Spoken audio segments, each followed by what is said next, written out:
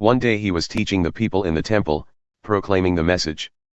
The high priests, religion scholars, and leaders confronted him and demanded, "Show us your credentials. Who authorized you to speak and act like this?" Jesus answered, "First, let me ask you a question, about the baptism of John, who authorized it, heaven or humans?" They were on the spot, and knew it.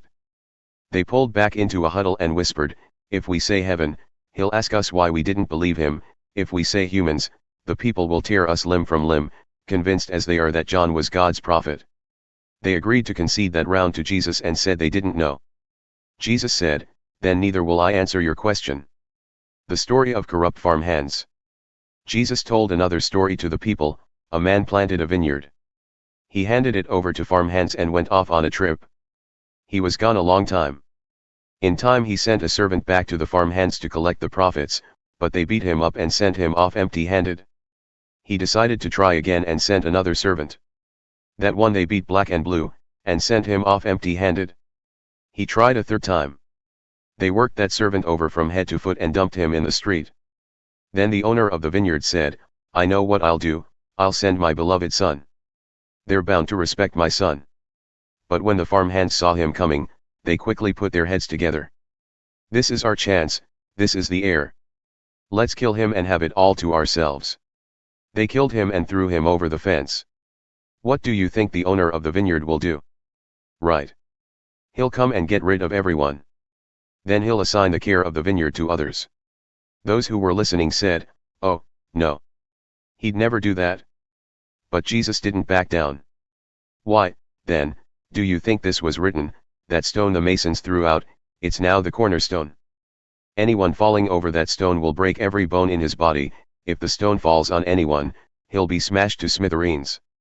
The religion scholars and high priests wanted to lynch him on the spot, but they were intimidated by public opinion. They knew the story was about them. Paying taxes. Watching for a chance to get him, they sent spies who posed as honest inquirers, hoping to trick him into saying something that would get him in trouble with the law.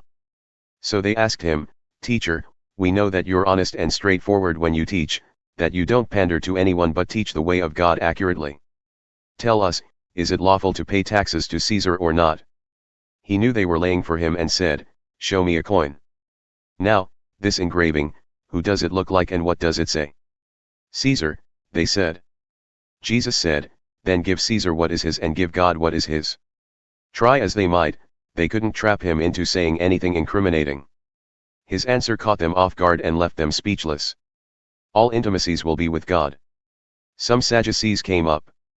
This is the Jewish party that denies any possibility of resurrection. They asked, "Teacher, Moses wrote us that if a man dies and leaves a wife but no child, his brother is obligated to marry her and give her children. Well, there once were 7 brothers. The first took a wife. He died childless. The second married her and died, then the third, and eventually all 7 had their turn, but no child. After all that, the wife died. That wife, now, in the resurrection whose wife is she? All 7 married her." Jesus said, "Marriage is a major preoccupation here, but not there. Those who are included in the resurrection of the dead will no longer be concerned with marriage nor, of course, with death. They will have better things to think about, if you can believe it. All ecstasies and intimacies then will be with God." Even Moses exclaimed about resurrection at the burning bush, saying, "God, God of Abraham, God of Isaac, God of Jacob." God isn't the God of dead men, but of the living. To him all are alive. Some of the religion scholars said, "Teacher, that's a great answer."